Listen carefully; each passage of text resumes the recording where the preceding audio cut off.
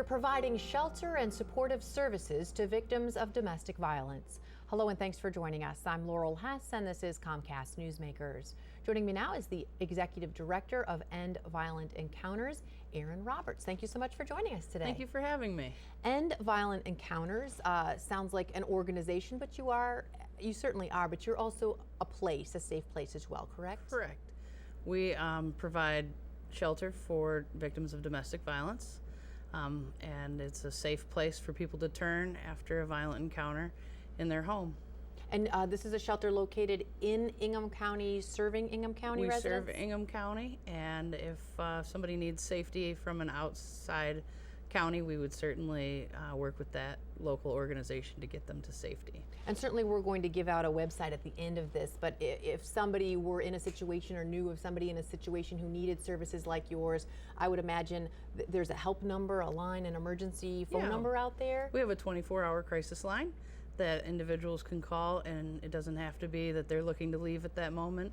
It's if they need to talk about what's going on, if they're confused about the situation they're in, or they are seeking some support and help, then they can call that number, and it's 517-372-5572. Okay, good to know. Aside from obviously providing emergency shelter, what other types of services does your organization provide? We have counseling and advocacy, and our counseling services are at no cost to the individual seeking those services. You don't have to be in shelter. You can be in your own home, and you're seeking support for domestic violence or sexual assault.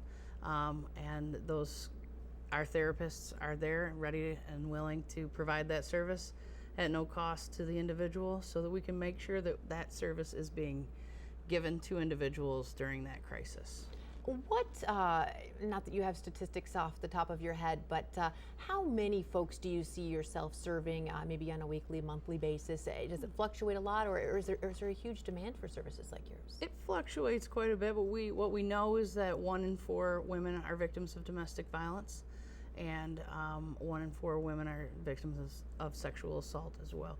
And so we know that there are a lot of people out there. Our service numbers don't quite meet the actual existence of what is happening out there, which is why programs like this are important, for us to get that message out there that we exist and that there is a safe way for them to transition from that situation into a safe environment. Is there still a stigma out there where folks don't want to reach out, or there's some sort of I don't want anybody to know, and so people go without the help they need? There are so many complexities to domestic violence, in that individuals may not have the resources. Maybe they their perpetrator has taken away the opportunity for them to even seek help.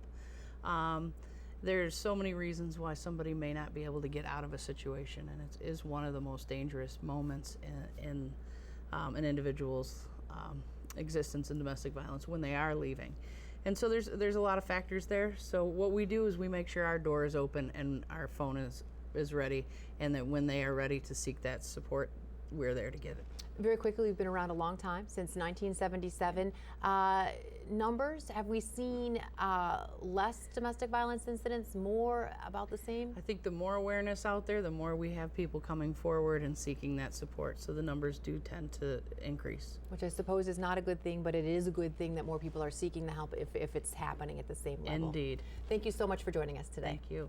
For more information on today's topic, you can visit eveinc.org. Today's Comcast Newsmaker was Erin Roberts, the Executive Director of End Violent Encounters.